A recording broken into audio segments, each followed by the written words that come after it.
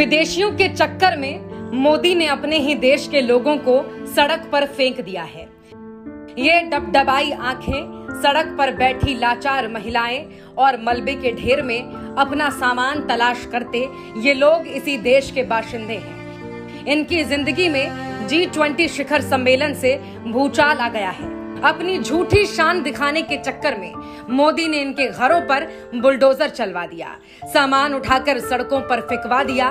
एक तरफ हमारे देश में आए विदेशी मेहमानों के साथ पीएम मोदी चमचमाते सोने चांदी के बर्तनों में 56 भोज खा रहे हैं, तो वहीं इन गरीबों को अब एक वक्त का खाना भी मयस्सर नहीं है। दशकों से यहाँ झुग्गियों में रह रहे इन लोगों को मोदी ने सड़क पर ला दिया है। अब ये गरीब अंधेरी सड़कों पर रात गुजारने को मजबूर हैं। सिर ढकने के लिए इनके पास जो कुछ था वो तो साहब ने अपनी झूठी शानो शौकत के चक्कर में उजाड़ दिया।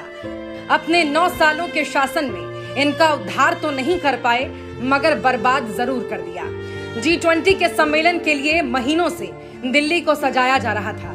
दीवारों पर रंग रोगन, फुटपाथ पर गमले और गरीबों के घरों के आगे पर्दा लगाया जा रहा था, और जहां पर्दे से काम नहीं बना उनका आशियाना ही उजाड़ दिया गया, ताकि साहब विदेश में जो डंका बजने का दावा करते हैं उसकी हवा ना निकल जाए। दुनिया के सबसे शक्तिशाली लोगों को मोदी साहब का फर्जी विकास न नजर आ जाए।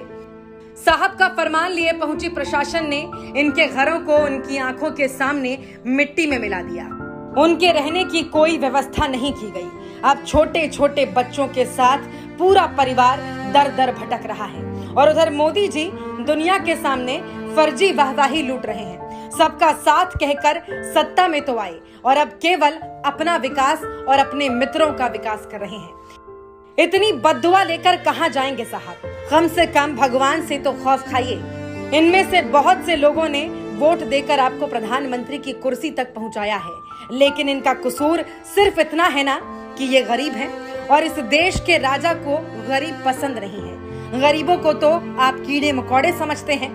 2024 में इंसाफ होकर रहेगा। ये गरीब आपको माफ नहीं करेंगे मोदी जी।